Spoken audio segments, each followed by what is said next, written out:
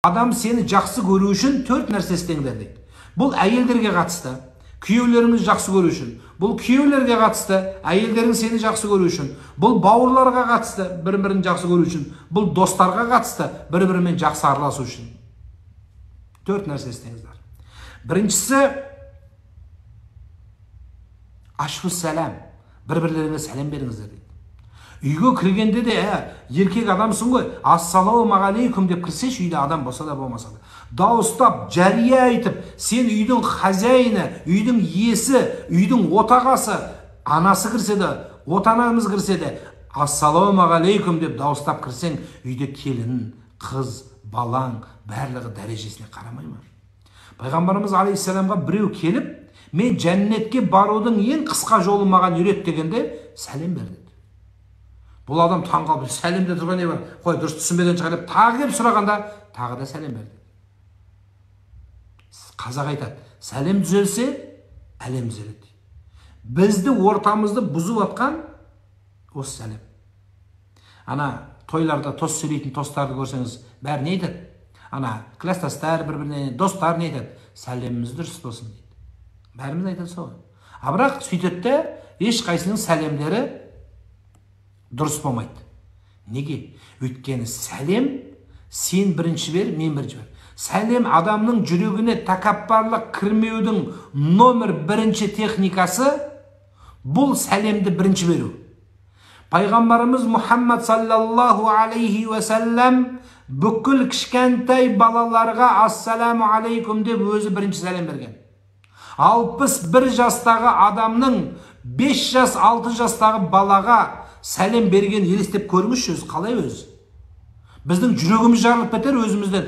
Көп емес, 3 жас төмен кіші, 3 класс, 1 класс деп айта берейінші. 1 класс, 1 сынып төмен оқыған біреуге сәлем берсек, жүрегіміз жарылып кетеді біздің.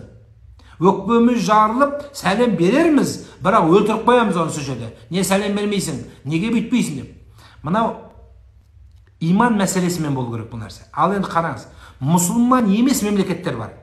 Қазір өркендеген, дамыған Япония, Корея, Европа қайсысын алсаңыз да.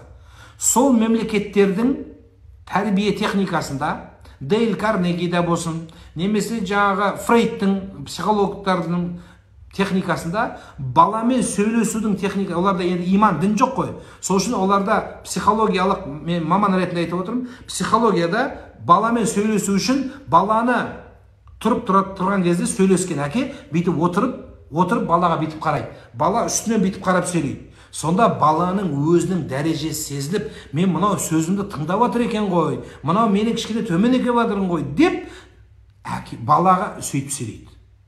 Сонда ережесі бар. Адамды тыңдатудың өзінің бір ережесінің біреуі сол. Сәлем арқылы, яғни кішкене жоғарыдан сөйлесе, адам ана төменге, оны кімге істейді? Балаға істейді. Өйткені балаң, бізде қалай? Бізде сол баланы біз төбесінен қарап тұрамыз. Төбесінен қарап, бала басын көтеруге құдіреті жоқ. Сүмірейген күйде сүмірейіп, сол күйде сүмірейіп, қасына бір әйел тауып, сол әйелмен кетіп қалатын себебі сол. Содан кейін ата-аналар имам молдаларға, психологқа барып жаңағы балам қарамайды, сен өйткені оның қақ төбесінен қарағасың. Сен дінмен қарауың керек еді. Жақсы, енді дінмен қарай алмапсың. Ең болмаса көзбен көз қарадың ба? Көзбен көзді қарамадың. Сен төбеден оқырайып қарағаның үшін оның көзі төмен түсіп, сол төменнен кетті. Сондықтан балаларымызбен сөйлескенде осы жоғарыдан балаға бірінші болып сәлем бере беріңіз. Мен онда біздің анау беліңіз үзіліп кетеді, бізде бірінші сәлем беретін болса. Жоқ, ассаламу алейкум деп сәлем бере беріңіз. Кішкентай болсын, үлкен болсын, жауап берсін, жауап бермесін. Ассаламу алейкум деп бірінші сәлем бере беріңіз. Жауап бермей қойса, сіздің барлықтарыңызға періште жауап береді сіздерге. Пайғамбарымыз алейхиссалам айтады, періште жауап береді. Адамның жүрегіне екінші жол табатын нәрсе тахабу, сыйлық беріңіздер деді.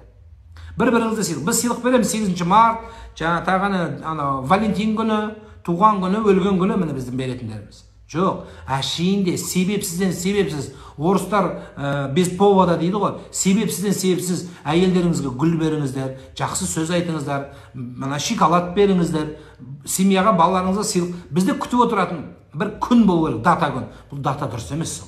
Біз өлгенді де дата қоюымыз дұрыс емес шариғат бойынша, тірінің де датасын қоюымыз дұрыс емес деп осыда. Өйткені біздің аналарымыз, әкелеріміз, бауырларымыз, жақындарымыз, жұбайларымыз, бізге кім тиесілі, солар белгілі күнді күтпей, сізден сюрприз күткен күйде өмір сүру керек. Әр әкеніңіз сюрпризге айлану керек сіздің. Мәселе бүйтіп бере салу емес. Мәселе бере салу емес. Кішкентай ғана нәрсені берсеңіз де, соған беріңіз. Бере беріңіз. Ана шоколадтарды біз ана қонаққа барғанда шоколад алып барамыз. Оның өзінде қарап, сроғы өтіп кетпеген бе, соны қарап береміз. Срок өткен шоколадты бізде тек қана молдаға береді. Молдан пакетіне салып жібереді, болды, қайтып келмейді, ол жоқ қояды аяқта. Жейме, жемейме. Соны чапандар бар, көйлек екеуі жыртық-пыртық қайтып айналып келе беретін. Соны молдаға бере салады бізде, молда алып кете береді. Ашып қараймайды ғой елдің алдында. Бұл қанағатсыз молда, бұл қарын тоймайтын молда, бұл ақша сұрайтын молда деп оны жеп қоямыз біз. Жүрек ана көзін ойып аламыз. Сол үшін обаяқсы қалтырап дірілдеп үйде отырғанда пакетін алғанда мәз болып қашатын себебі сол. Не берді екен деп.